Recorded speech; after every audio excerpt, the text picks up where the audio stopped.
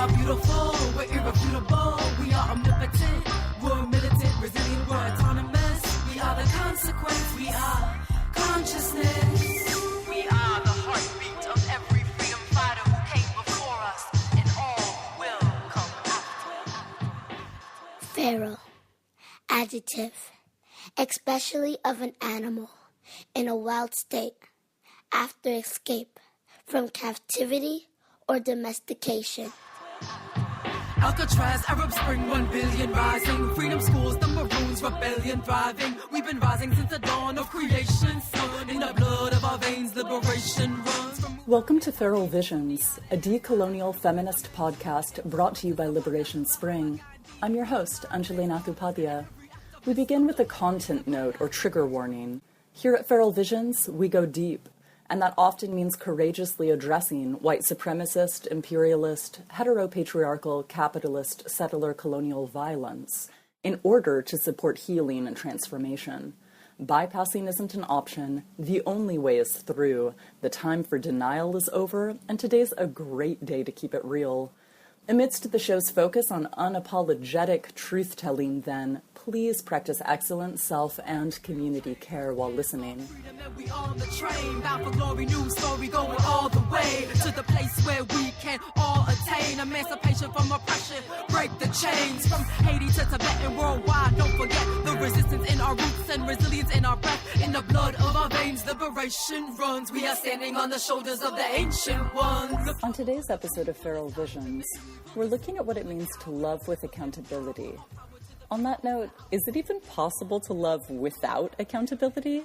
In general, let alone in a rape culture.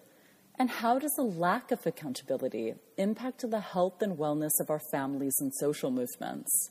To begin to engage these questions, I sat down with my longtime friend, Aishah Shahidah Simmons.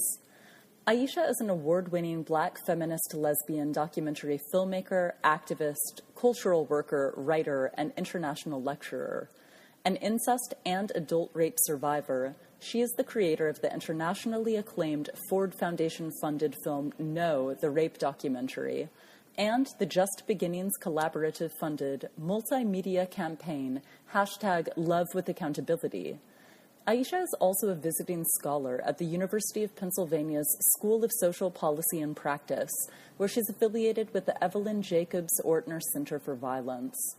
An associate editor of the online publication The Feminist Wire, Aishah has screened her work, taught undergraduate and graduate courses, guest lectured, and facilitated workshops across the North American continent and in numerous countries in Europe, Africa, Asia, and the Caribbean. Thank you so much for coming down to the station to be in dialogue, Aishah. I really appreciate that. Oh, you're welcome, Anjali. Glad to be able to do it. How are you doing today? It's ups and downs today.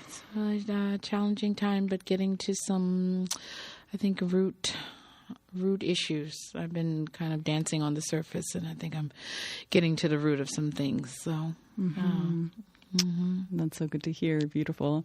Yeah, it's hard. I mean, we're coming in a ball of tears, but but it's this is the work. Right. You can say that again. Yeah. Some days are like that, to be sure. Right. So I would love to just first off begin by sharing tremendous gratitude that I have for you for the work that you do and for how you've devoted your life to creating cultural products and processes for the rest of us to bear witness to in support of our collective liberation. So I would love to really just begin by first thanking you for all that you do in your life. Thank you very much.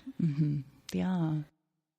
I know that you have started working on a new project that has been so incredible to be able to bear witness to from afar, Love with Accountability. Would you be open to sharing with our listeners a little bit about that project, please? Yes. Love with Accountability is a Just Beginnings collaborative funded project. It's my project, but the funding comes from 100% of the funding comes from the Just Beginnings Collaborative, which is funded by the Novo Foundation. It is a multimedia campaign designed specifically for communities of African descent, but it's for everyone. But that's where my focus is, looking at how accountability is a radical form of love needed to end child sexual abuse. And so when I'm talking about love, I'm talking about love as a force and a power, not that transcends romantic love or even familial love. That it's just this force that I think we need to keep the world moving in a sane and humane place. Obviously, we need a lot of it. So often as survivors, and I'm speaking as a child sexual abuse survivor and adult rape survivor, but in the context of child sexual abuse, we are told that if we loved our family, we would not break the silence. We would not talk about the harm done to us. And I'm saying that it is precisely because of love that we have to talk about it. And so my goal with Love with Accountability is that we think about accountability as a form of love, that not as a form of punishment, but as an inviting end to interrupt, to address child sexual abuse, and recognizing that all parties of harm. So we have to clearly place the victim survivor at the center, like that has she or he or they have to be at the center.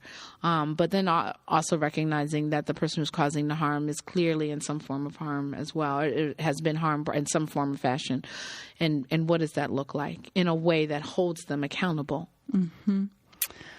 This idea of being survivor-centered might be new to some folks. Could you talk a little bit more about some of what that looks like?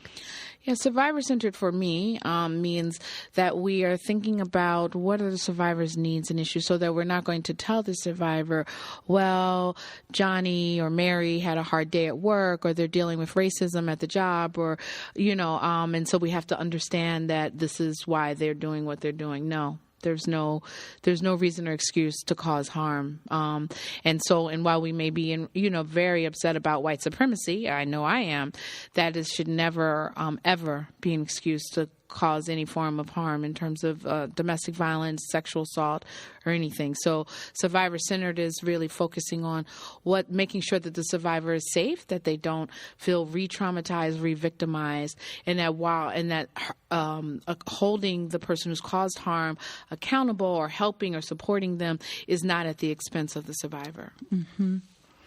So also around accountability then, since that can look so different in so many different contexts, could you elaborate a little more on community accountability more broadly when it comes to, say, healing from sexual assault, child sexual assault? Community accountability in terms of broad strokes is really, first of all, how do we define who is our community? Like, so some people it's just their family of origin. Other people it is their chosen families. It's the members in their church or mosque or synagogues or temple or in their schools. So using community very broadly, but community accountability is not allowing that person who's caused harm off the hook, so that we may know that someone has abused or a child, and then if they're a deacon in a church or a leader in a synagogue, that they are not then therefore celebrated, that all spaces in community are holding this person accountable. And I don't believe in prisons. I still have a hard time envisioning what that would look like, what a world would look like without prisons. But what I do know is that prison is not going to stop rape or child sexual abuse. Adults and children are raped and abused in prison. There's no rehabilitation. So what are these ways in which we can hold people accountable in our communities? And one of those is not hiding the fact that someone's caused harm, so that we acknowledge it in places of worship, in jobs, in communities, and that there are programs for rehabilitation, for re-education. So in terms of that community, that is not just, the burden is not just on the survivor, and that we're also not asking the state to then step in and make these decisions, because that's essentially what happens. We're asking the state, and then the state, as we know, particularly in communities of color, these draconian, barbaric laws. So often people are let go free without any kind of accountability, and then even if they are serving time, what's going on in those prisons, the whole registry, name registry with people's names on that I mean, there's so many examples of how much harm that's done, particularly with children. That's also a problem as well. Because I do believe in change. I do believe in transformation and evolution, and I do believe people can change. And I also, as you know, when thinking about children, I don't believe that children should be on registries or, you know, viewed as molesters for the rest of their lives. And that's not for me a humane or civil society that I want to live in. Absolutely.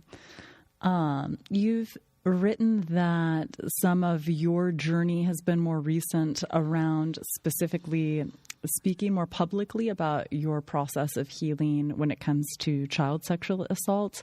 Could you share with us a little bit about that process for you of stepping up with the bravery and the support in this moment in your life to be able to be more public about that?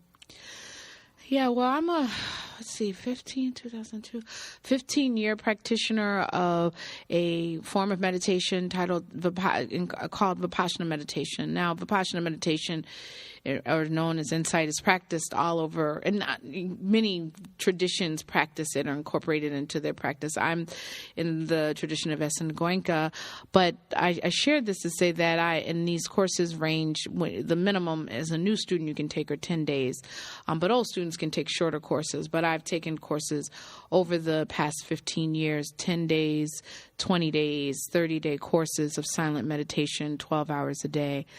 For 25 years, I've been in therapy working with Dr. Clara Whaley Perkins, a Black feminist licensed clinical psychologist who's also the founder and director of an organization called the Life After Trauma Organization. I preface all of this, what I'm about to share, with these two specifically: therapy for 25 years, Vipassana meditation for 15 years. I don't think I'd even be able to sit here, talk to you, do the work that I do without both of those tools, resources, in terms of, as somebody who was molested at 10 and raped at 19, and, you know, just as a Black queer woman in this country, in the United States, like that these tools, these resources are kind of non-negotiable tools that have enabled me to move forward on my journey, life of living, and then also just doing the work that I believe I'm called to do. So I've always talked about being a rape survivor since I was raped in 1989.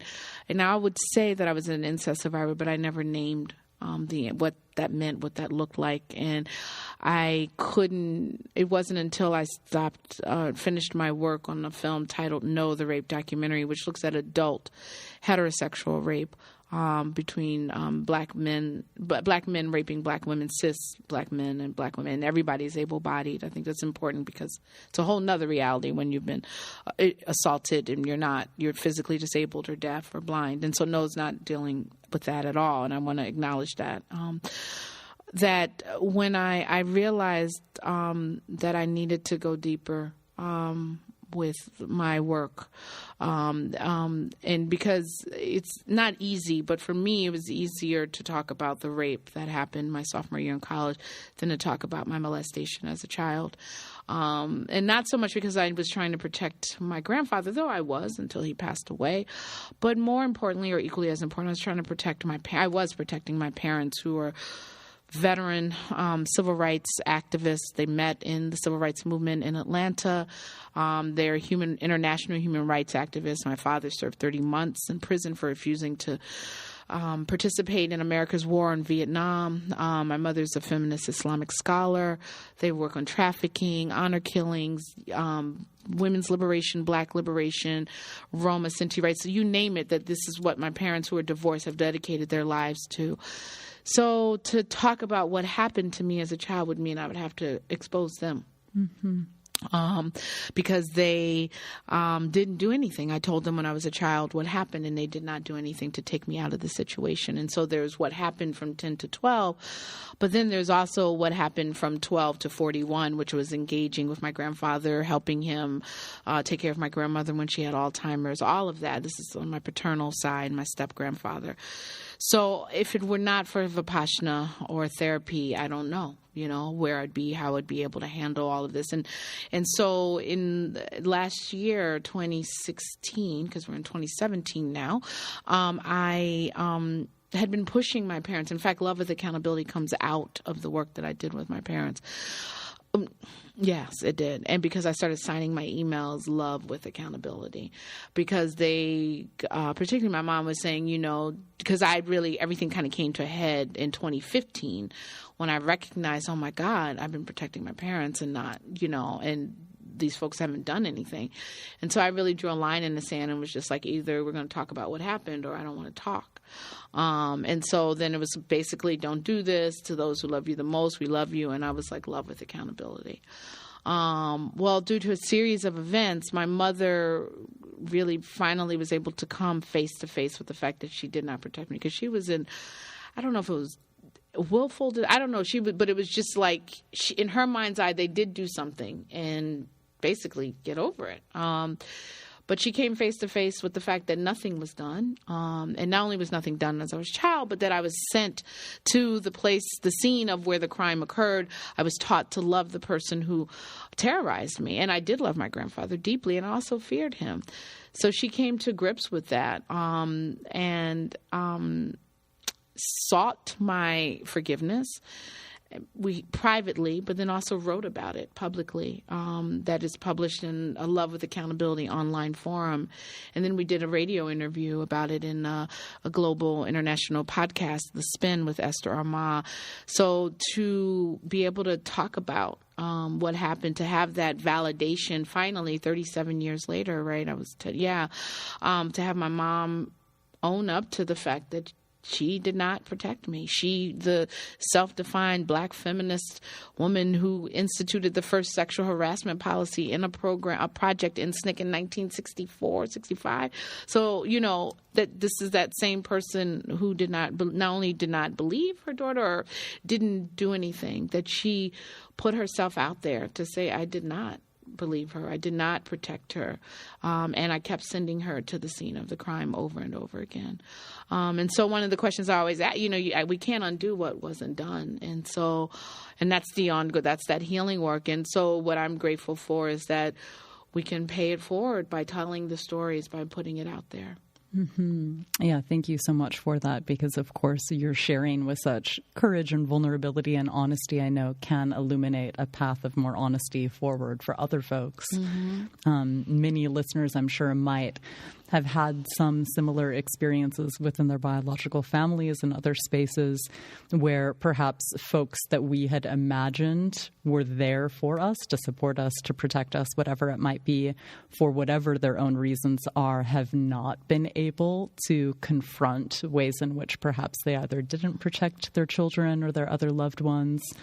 Would you have any words in particular for those listeners that might be confronting similar experiences, say, within their families, and aren't in a place for a variety of reasons, perhaps, to be able to have those dialogues openly? Yeah, I as of today, I don't know when this is going to air, but I think it's really important to just say it in terms of the date. As of August 14th, 2017, my father and I have not had a dialogue about what has happened. Mm-hmm. There's been some cyber dialogues, and for anyone who knows me or can even Google me, my father and I were I still love my father deeply and am close to him in many ways, but the level of closeness that he and I shared, if anybody had said which parent would get it, I would have put my life on the line to say it would be my dad and not my mom, because my mother and I had such a fraught. It's just been so challenging on so many levels.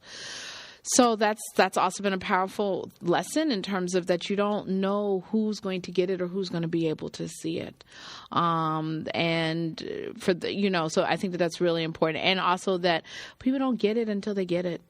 Mm-hmm. And that's not to say that you don't keep pushing, but it is, I just recognize I spelled it. I just basically was like A, B, C, D, E, F, G, and my mom still couldn't see it because that veil that was protecting her. And then finally, due to a series of events that were partially connected to me, and I can't go into it because it involves other people, but, someone very close to her really helped her see. But it wasn't even me who helped her see. That just kind of, that let the veil fall down. So in terms of those people, and I think there's so many of us, right, where they can't have those conversations, what I would say first and foremost is that our healing and our liberation cannot be contingent upon anyone else, period. That we cannot wait for the healing to occur until your mother, or your brother, or your sister, or your lover, or your friend, or your rabbi, or your imam, or minister, or, babalao, until they see it. Because unfortunately, that's not the case. And I have to say, not in some kind of romantic way, but I remember distinctly when I was just like, my mother's not going to get it. She's just not going to get it. And she's in her 70s. I'm her only child. And if the life cycle goes as we think it's going to go, I'm going to I will want to, take care of her when she's unable to, if she gets to a point where she's unable to take care of herself. And I can't do it with resentment in my heart. I can't do it with, and so I got to let it go because she's not going to get it. That doesn't mean that I allow her to just say anything, or it doesn't mean, but I can't just keep trying to force her to see it. She doesn't see it.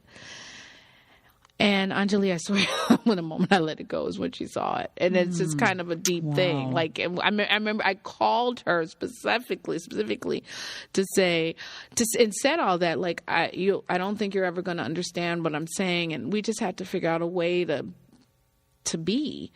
And it was then that she shared her own revelation that she wasn't even sure if or how she was going to share it with me. So that was a very powerful thing. I have now, unlike my mom, I have not I keep thinking my father better get it. When are you going to get it? So I haven't had that release, that detachment that I hope to one day be able to get. So all that to say that I think that what's really important is that we focus on our healing and that healing, if we make it contingent upon others, we may never get healed. And definitely I 100% transparent that the act that my mother did, it created seismic healing, not only between her and I, but within myself. So I don't want to downplay it. Of course, we want people to acknowledge the ways in which they caused harm. I mean, in her instance, she was a bystander. She didn't even molest me. You know what I'm saying? Neither did my father. These are bystanders. So just even how painful that bystander stuff. In fact, I feel like it was more painful in some ways, and particularly in their instances, because they are defined, demonstrated track records of international human rights defenders. But what does it mean to save the world if you can't save your child? And so these are things that I'm still grappling with. And so I don't want to act like, healing is a journey and not a destination. And I just think it's really critical that for those of us who are CSA survivors, that if need be, we cultivate our own community, our own families. If the people in our lives who've caused us harm are unwilling to be accountable, I don't think we should subject ourselves to craziness or violence, emotional violence going on. And I'm not saying that we shouldn't try to push people to see, to see if they are in a space where they're willing to be accountable. But if they're not, that can't be, therefore you can't be healed. Absolutely. And on that front, so taking it back to this topic of community and having to acknowledge that so many of our movement spaces are not survivor-centered, there is still so much shame, so much denial, so much fear, so much apprehension around getting real and being honest about how incredibly endemic sexual assault and CSA still is in so many spaces. What can you share for our listeners that maybe still are navigating through that denial in certain, say, movement spaces, workspaces, as well with friends, loved ones, family members, that maybe don't have the sense of community yet that I hear you speaking to, of folks that are out in the open having these conversations and creating the life-affirming alternatives that we need to be able to sustain ourselves and do the work that we're doing? Yeah, and I'm kind of heartbroken, I think, in many ways about a lot of our movement spaces, because we aren't talking about sexual violence and gender violence. We're not talking about it. And, while we're talking about saving the environment, saving people, saving, stopping racism, stopping, whatever, the destruction of our planet, but we're not thinking about it in terms of what are we doing with our children? So while we're saving the world, are our children being sacrificed? And does that mean like, oh, if I have to address my child being sacrificed, does that mean I can't go to the meeting? I can't go to the protest? Like, what does that mean? I think that in our movements, too many of us we're replicating the harm that we've experienced, and we're not even addressing that even. And so I think that there's a lot of work that we have to do that we always keep thinking we can't do because we got to stop the lynching. We got to stop the white supremacy. We got to stop the cop beating. We got to stop the oil drilling, the fracking. And yes, we do. But if I don't feel safe, even if there is, an unfracked, undrilled place, what does that mean? And definitely, of course, thinking about animals, wanting all beings to be, free and safe. But I think that's a lot of work, speaking as someone who is very left of center, probably not the leftist of left of center, but definitely left of center, and being in movements and even in anti-violence movements and seeing how things are replicated and observing the painful thing of like when we invite people in rather than call people out, that even those folks who do the work, who have the analysis, don't want to practice it, don't want to put it into practice. So for me, I think that that's something that I also think about in our movements. Like, how do we move from theory and analysis to practice? And it's hard work. I mean, it's just, I think about a very dear friend, Mia Mingus, who is in the Bay Area Transformative Justice Collective, and they do a lot of work. The BATJC around transformative justice, and Mia's a transracial adoptee Korean queer disabled activist. And one of the things that I've learned just being friends with her is how hard transformative justice work is, but yet necessary. I mean, one perfect example is I was last fall sharing some challenges that I was having around being accountable to myself, around how my health, my daily practice, meditate, all of this. And so we had a 90-day accountability thing where every day Mia would call me or text or just to kind of check in. We made a list of things. And it was just deep to watch that over that 90-day period, what a struggle it was to maintain what I was committing to myself for my own well-being. So, and I think it was such an important exercise to then think about it for people who abuse or, like in terms of having compassion for ourselves, we keep looking for these overnight successes, or like we're just going to stop racism, or we're just going to stop this. And I just kind of feel like when we think about the Iroquois Nation, it's like 7 generations. Like, we're in this Twitter age, and I love Twitter and social media. It's just not going to be solved. One thing, some of the conversations I've had with my mom was like, I was like, Mom, you loved me. You carried me in your womb for 9 months. You breastfed me for 18 months. You educated me, all these kinds of things. And you couldn't see it, and you didn't protect me. And even when I told you, the 10-year-old little girl told you what was going on, you couldn't protect me. And I am your flesh and blood. So I said, so based upon that, what are we expecting from the white police officer who from birth was taught that I was less than human? So how are we, so you couldn't protect me. So why am I expecting this cop to care about me? And I say that not to say we don't hold the cop accountable, but I just think the ways in which we're moving, we're not even thinking of, like, let's think about this realistically. And I think if we could start in our families and think about the ways in which we cause harm, which is, I really believe it's the root, child sexual abuse, then we could get to these branches. But I would offer that it's so much easier to talk about, stopping the cop or stopping, or tearing down these Confederate statues, which I definitely want to tear down.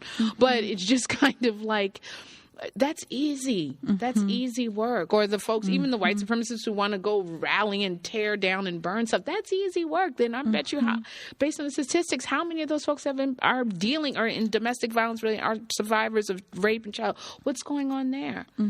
But yet they want to use the car to run us over. You know what I'm saying? So, but if we could get to that root there. And I think we don't want to deal internally in terms of accountability to ourselves, internally in terms of accountability in our immediate communities. Mm-hmm. Yeah, for so many folks, it's easier to point the finger of accountability elsewhere as opposed to internally in terms of really stepping up and inviting ourselves into deeper integrity when it comes to that praxis that you were talking about, actually walking the talk.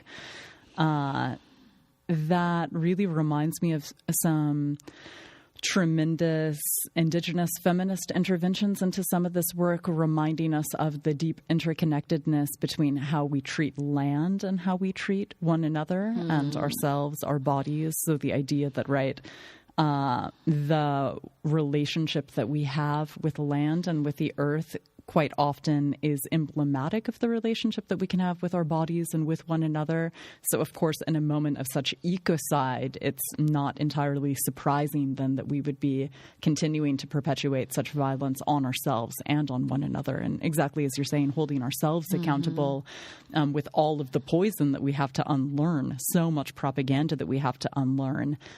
Absolutely, it is so much easier said than done in the face of all of that, still being in the center of that storm, right, in 2017 in the U.S., to step up and unapologetically practice loving and respecting ourselves and our boundaries as they're evolving, right, when the ground underneath us is shifting so rapidly so often. And so that interconnectedness when it comes to how we even make meaning out of and tell stories about all of the dynamics that play in our lives and in the world is so important, if you ask me. I agree. I agree. I definitely agree. Could you talk a little bit about visions for how, especially, say, our movement spaces and communities, families, could be more, to invoke one language, say trauma-informed or trauma-enhanced, as some people would say. So what we could imagine it feeling like or looking like if we sensed into some steps forward around that, especially, again, in movement spaces where there is so much work to be done around all this. I mean, I think that we need to acknowledge that more of us than not, many, have experienced trauma. I think that I really think we need to always start with ourselves first and foremost and stop, and I think about when I started working on my film, No, the rape documentary many years ago, like in 1994, when I first started working on it, I wanted to help all those Black women out there. Like, that was my goal. Like, they need so much help. And then like 11, 12 years later, I realized that making No saved my life. So I was like thinking I was helping those women out there who've been impacted by sexual violence, but I was, and hopefully I did, but I was really helping myself.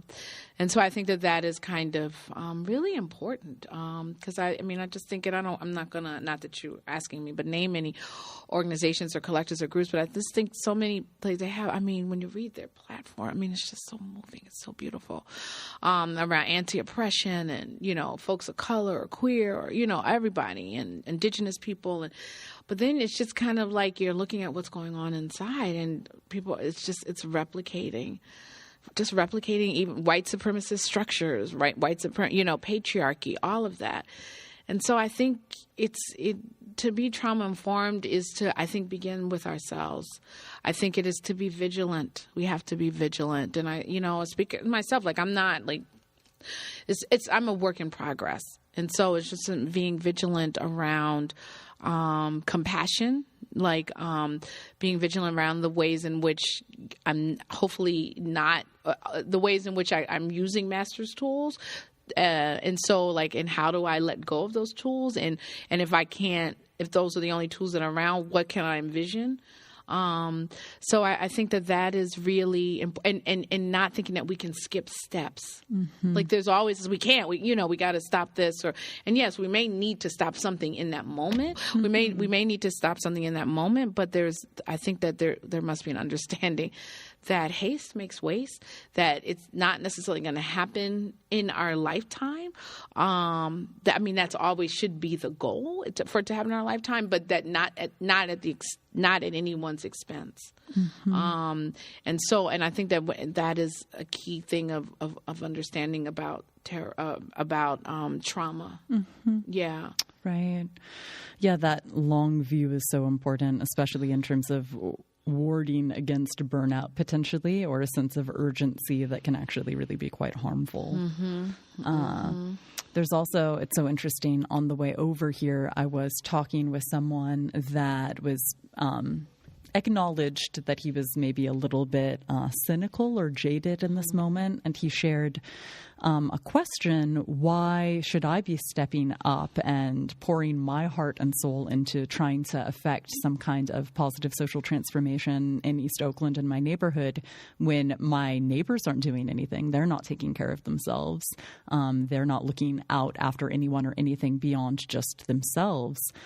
And it is so revealing the way that it seems as if so many folks can get distracted by these, I can name it as a diversionary campaign, right? As opposed to having that kind of clarity that it's not even just about us as individuals. The scope and magnitude of what we're talking about is so much deeper and wider than that. And as opposed to, say, understanding, we could be making our ancestors proud right now. This could be for future generations right now, and all of our future generations and all of our ancestors, not just, say, biologically or genealogically one of ours at the expense of all of the others. But what would it mean for us to inspire ourselves and each other to essentially raise the bar in terms of our imagination, like I hear you talking about, to really be able to sense into something else. And the kind of focus and concentration that it can take to be able to create that is so significant. That's one of the reasons why I'm so grateful that you're sharing explicitly around healing and the importance of finding those practices for each of us that can allow us to be grounded in whatever our purpose is, and not sort of as easily get distracted by other ways of being that might not be as life-affirming for us. Yeah.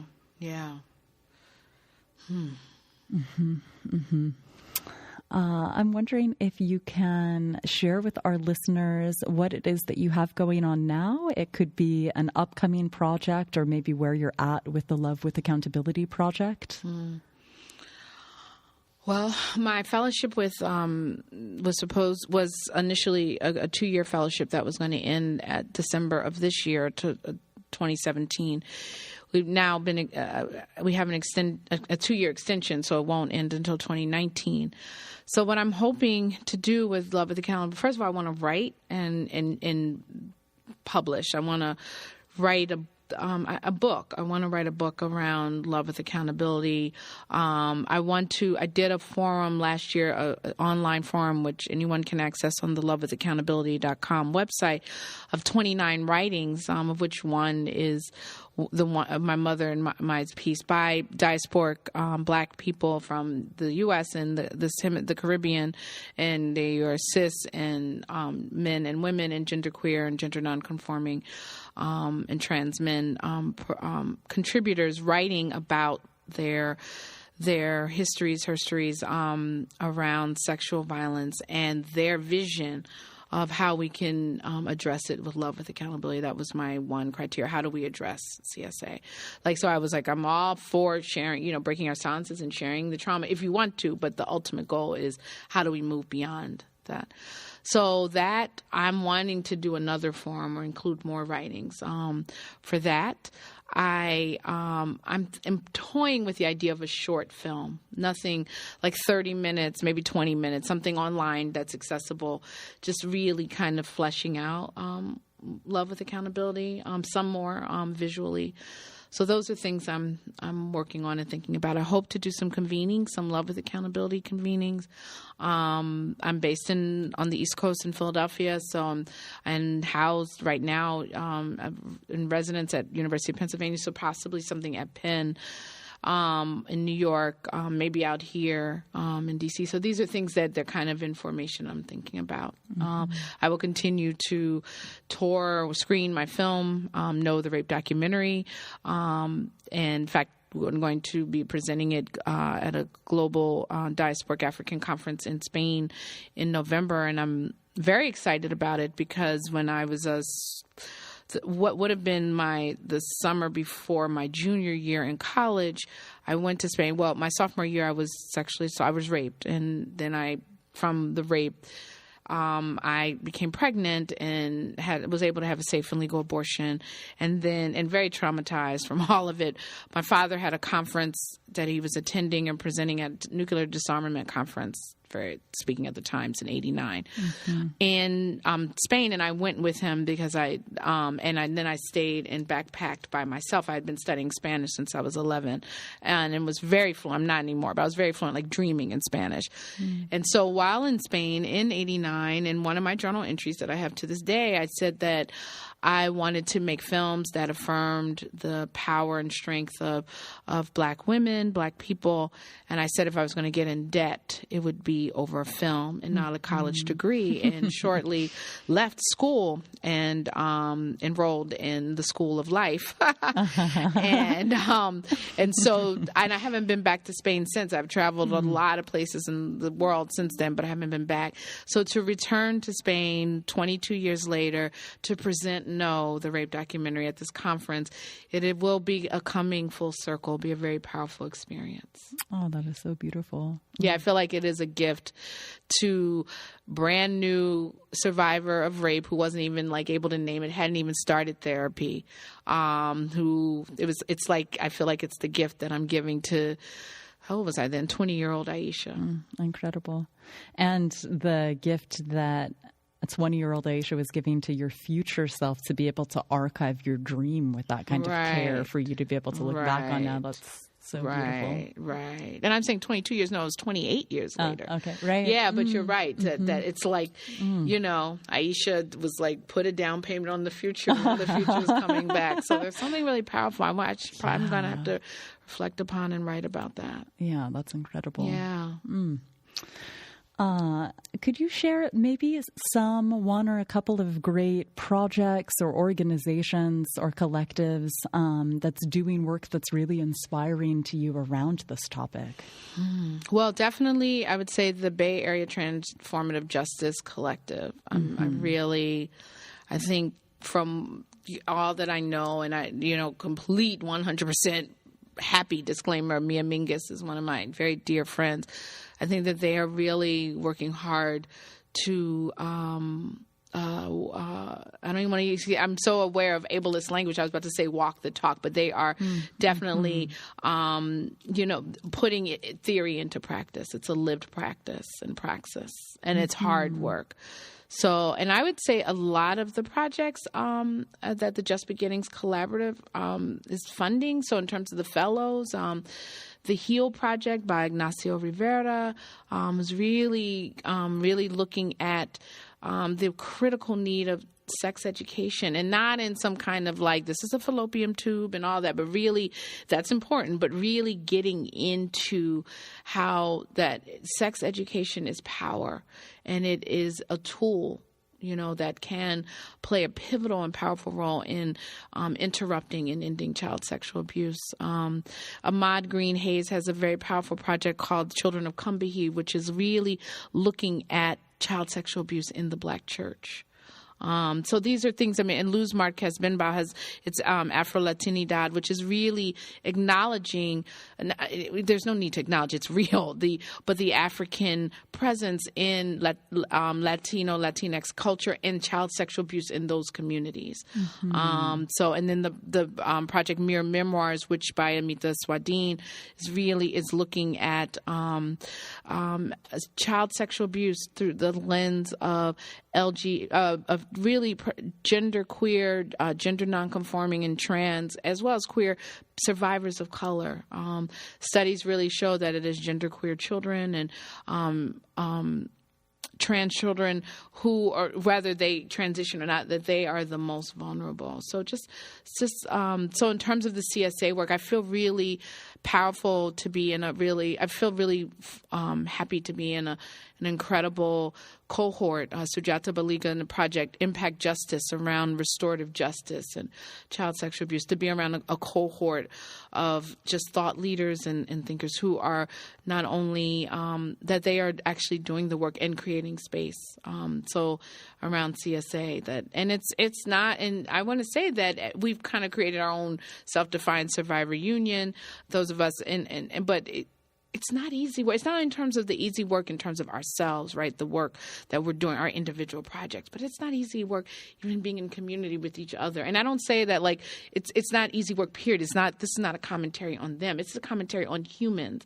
And I think that this notion that it's easy, or if it's not easy, it's not okay. Like Dr. Bernice Johnson Regan has a wonderful essay on coalition building. And it's like, if you're in a room with people and everybody's comfortable, you're not doing coalition building.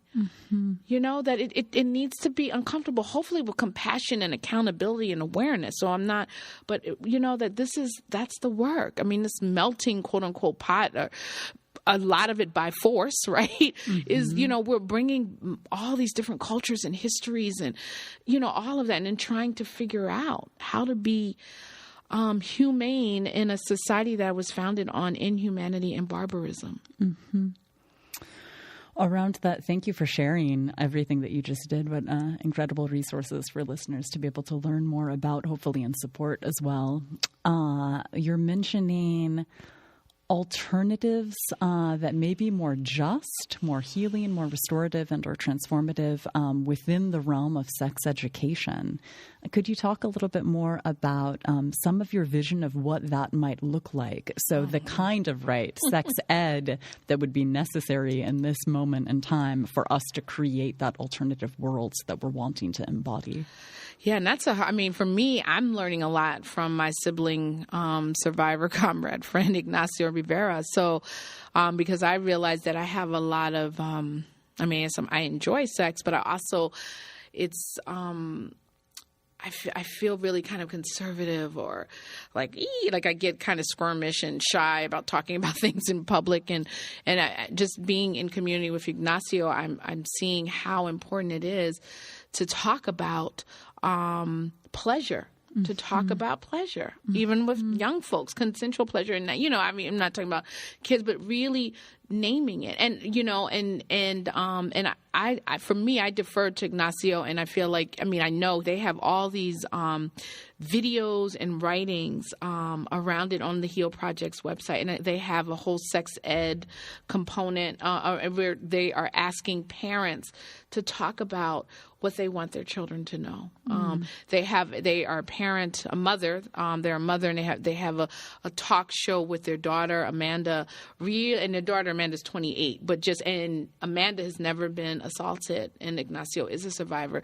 So just that work around talking about sex openly. Ignacio wrote a very powerful piece in my Love with Accountability forum that really spells out. It's kind of like a primer, and of course you can go deep on their website, but really spells out what it means. And they really kind of use the analogy of being a lifeguard, like making sure people are safe in the swimming pool, you know, and making sure people are safe in the swimming pool, it means talking about sex. In my film, No, Loretta Ross says, in order to do rape prevention, we have to do sex education. Right. So there's this notion that if we talk about sex, particularly with cisgender girls, oh my God, they can't know anything. No, we have to really, I don't even want to say arm them. I don't want to use military terms, but we have to inform them. We have to educate them, and boys and genderqueer people. You know, right? If not, what vacuum is already always filled, right, by the sort of dominant rape culture of the corporate media and the like. So we know, right, what education does exist that we're saturated in if we don't take that back into our own hands.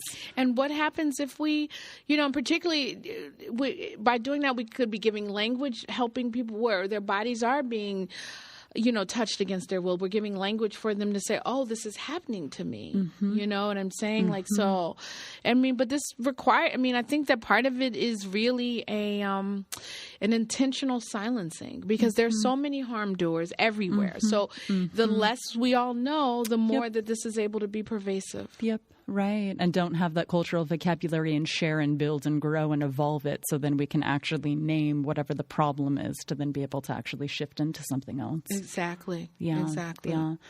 You know, something that has been so trying for me around this is that so many self-proclaimed feminist spaces are sex positive in a way that seems to be entirely inattentive to rape culture, where there's such emphasis, as I have observed it, to be positive about sex in a way that can seem to diminish what otherwise could be a space for folks to get real around their healing, around internalized trauma, around how pervasive violence continues to be and has been in so many of our lives and families and neighborhoods and communities. And so what it might mean then to be able to create subcultural spaces where then we can be more transparent and in the open about the entire spectrum of sexual and or erotic experiences. So then we can bring in the pleasure without maybe trying to overemphasize that. And we can be real about the violence and what needs to be transformed, but in a way that doesn't unnecessarily encourage, say, trauma bonding or re-traumatization or re-triggering. Yeah. No, I think that's so important. And it's, I mean, I don't even want to give the book a plug at all, but I wrote a critique. Signs, the feminist journal in the U.S., invited several feminists to write a critique to a book written by a white feminist, basically kind of saying that we're just becoming paranoid. Right. And it's just, it's such a problematic book on so many levels. Yeah. And I think that it becomes that, like, I'm very concerned about what's happening. And this is an adult who is a tenured professor teaching millennials. So I'm just, you know, it's just, I am very concerned about that. And I think that we don't have enough conversations about what does pleasure look like without sex. Thank you. That, I mean, I love sex. I think sex is, let's have it. But also, like, what are ways that we can experience pleasure and be in our bodies without being sexual? You know, and are we willing to do that? And what does it mean to not be to do it without intoxicants? Right. You know, like, what does it mean to just, and, you know, I don't drink or take drugs, but even if you do, what does it mean? Can you just be present in that moment or in those moments? So I think that just how pleasure is defined, that can we do it in a way that, you know, that honors everyone's humanity, everyone's desires. That's just something I know I've been grappling with, and even in partnership, in terms of just, you know, even observing within myself how, like, I just want to, like, go, like, at times I just want to go kind of straight to sex when I'm realizing, that there's something else going on here. Like, what am I trying? What am I masking? What am I covering up? What am I looking for, craving?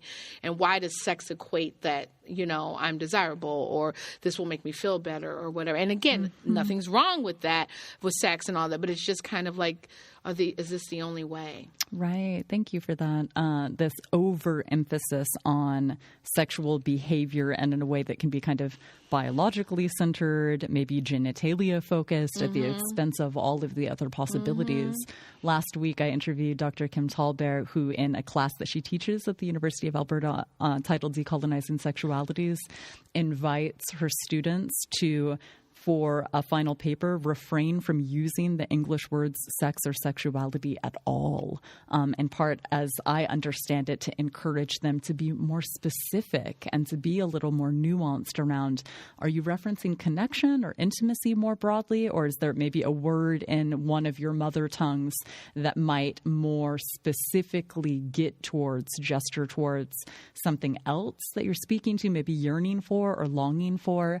But when we are saturated in, again, and just inundated with all of this, especially corporate messaging and advertising around what sex is and isn't, what it's supposed to look like, the stories that we're supposed to tell around it, it can be so easy to have that seep into our consciousness in ways that we might not be aware of otherwise, and continue to sort of perpetuate some of that toxicity at the expense of what I've been calling erotic self-determination. And I'm still looking for more language around, specifically that's not rooted in the Greek, root eros, but in all of our ancestral brilliance as well. So creating those spaces for us to be curious and for us to remember, in all of those realms, instead of just even linguistically just perpetuating the storytelling that we might have inherited.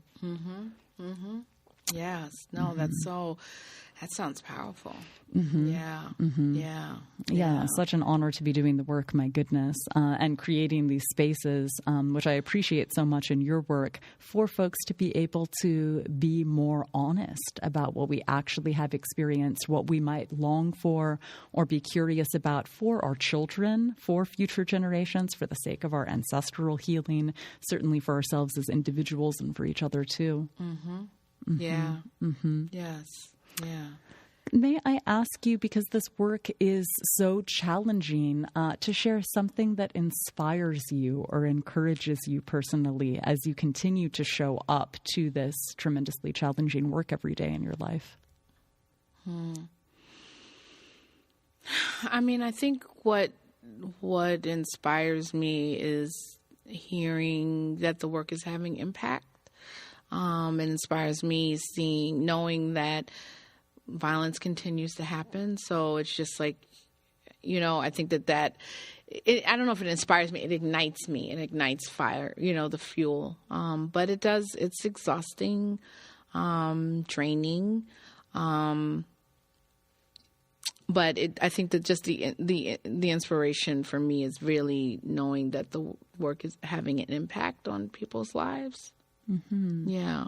Yeah. Right. Absolutely. Yeah. But it's definitely, it's hard work, I mean, it's really, I was at the Mirror Memoirs 2-day gathering, which is, and then afterwards, at the CalCASA, California Coalition Against Sexual Assault statewide conference, and co-presented with Amita Swadin, who is the founder of Mirror Memoirs, and her sister Sulakshmi Vaid, who's her youngest sister, who's 18. So we did a workshop traversing cultures. They're both Indian, South Asian generation, to talk about the transformative power of storytelling to interrupt and heal from child sexual abuse. And so I got to California on Sunday night. And so from Monday through Thursday evening, it was just CSA, violence again. It was just intense. And then I came here to Oakland, rode back with Mia, and spent because I don't live here, so it's beautiful to be in the Bay Area,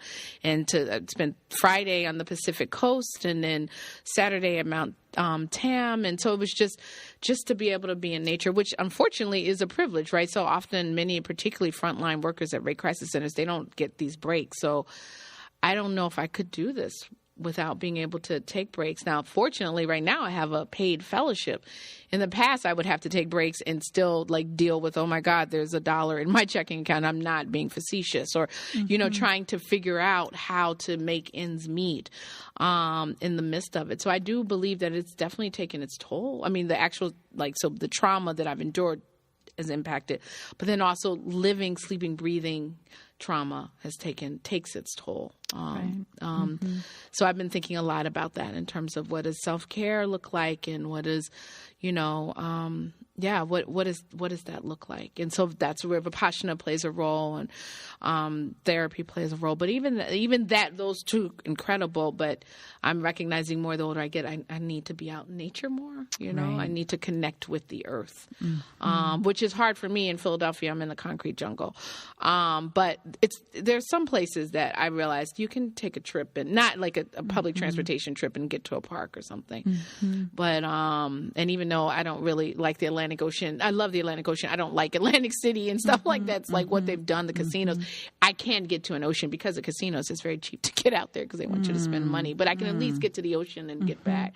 So I'm beginning to think about that. Like maybe I should just do that because as opposed to just making wow, I'm here to see. I can go to the Pacific Coast or see some redwoods. But yeah, just think about ways to just kind of exhale and breathe, and not view that as being self-indulgent. You know what I'm saying? Because we live in this world where it's only a certain group, certain class of people who should be able to do that. Anybody else, Right. Yeah.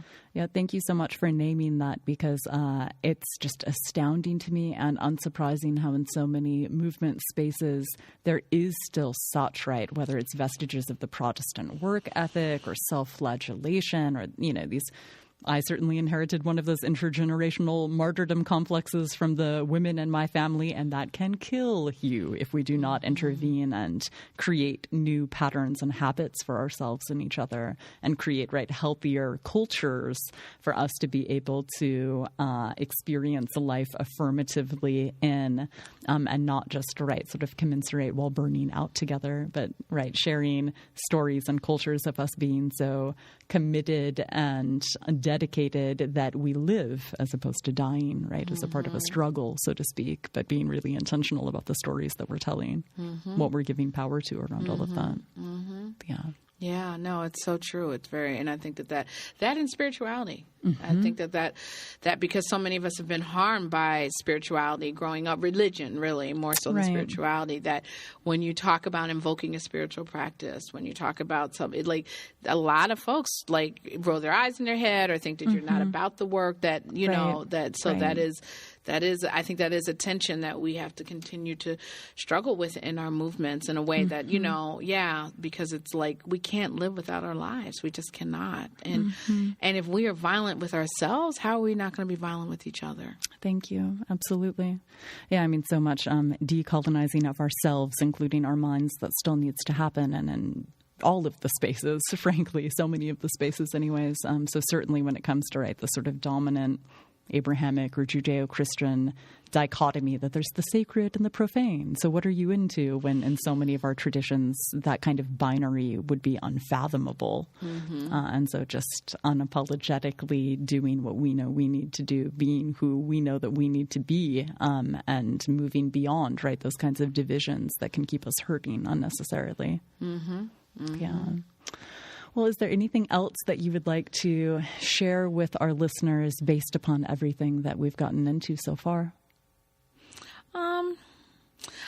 I think I want to just, and I mean, it's on topic, but off topic. One of the things I have struggled with, and including right before coming here today, is just kind of I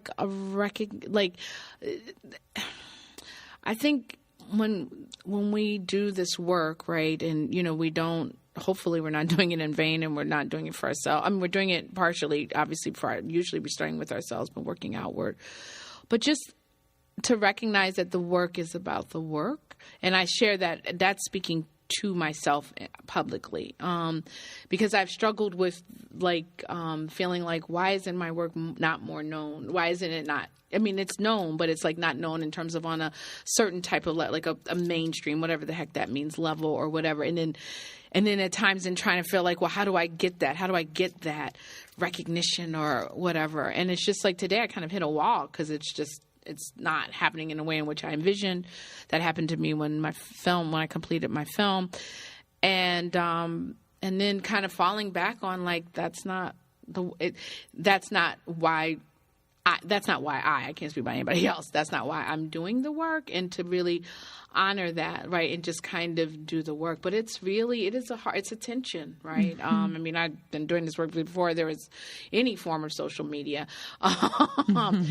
barely email. In fact, there wasn't an email, in some ways. So just reminding myself of that, and kind of not looking elsewhere, comparing myself to other folks, and just to kind of and not do the work just toil in the fields kind of thing, but just kind of the work needs to just stand on its own. And I think it's also it's part of my own kind of, I think, healing journey about being visible and recognized and all of that kind of stuff. So that's just something that I've observed within myself, and I see it in various spaces. It's just kind of are we using the platform to elevate the message, or are we using the message to elevate ourselves? Thank you. And so what I really want to do is I want to use the platform to elevate the message, and so that is a constant, I think, tension. And I wish that more of us, I wish we could all be, those of us where it is a tension, not everybody, but be honest and talk about it. You know what I'm saying? Because I think that it does impact the work. It impacts how we deal with each other. I don't want to see anybody who's doing transformational work as an enemy, as a competition, as anything. Why am I not at the microphone? I don't want that. That's not what I want. That's not why I'm doing this work, I'm doing the work to save myself and to hopefully save others as well. Mm-hmm. But just wanting to name that, because I think I see a lot of them, particularly in the social media age and 24-hour news cycle and who gets to say what, and, the think pieces that come out before anybody's had a moment to think about what they've written. I'm like, well, wait, this just happened 5 seconds. How do you have an analysis so quickly? So, and myself as well. So just like, let's remember that this is about the work and it's about people's lives, and it's really about all of our liberation. Mm-hmm. Thank you for that. And around the work, how can people get a sense of some of what you have been up to? So you mentioned on the Feminist Wire. There's the Feminist Wire, and we're going through a lot of changes, but thefeministwire.com, and I have and then my I have 2 websites, the knowtherapedocumentary.org, which is about my film No, and then LoveWithAccountability.com, which has all of the writings and stuff about the Love with Accountability.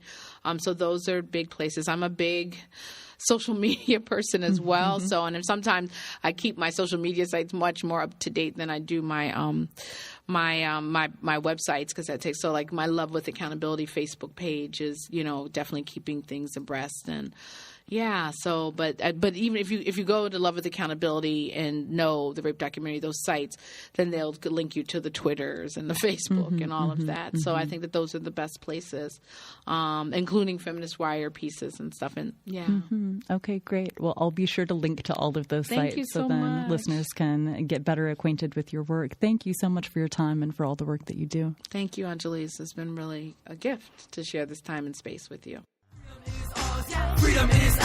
That's it for today's episode of Feral Visions, a decolonial feminist podcast brought to you by Liberation Spring. I've been your host, Anjali Nathupadia, and I thank you for listening. I'm also curious to know what this dialogue evoked for you. I invite you to post your reflections and questions in the comment section below to continue our collective journey of unlearning, remembering, and imagining. If you want to share feedback, such as segment ideas or potential guests you'd like to have on the show, email liberationspring@gmail.com. And don't forget to follow Feral Visions on SoundCloud, where you can find our show archive. If you'd like more information on this show's topic, check out liberationspring.com. Thanks to Catherine Petru and Nicole Gervasio of our technical production team, and Climbing Poetry for our theme song. Be sure to tune in for next week's episode, and in the meantime, let's make our ancestors proud. Power to the people, it's the hour of the peaceful. Freedom is ours, freedom is ours.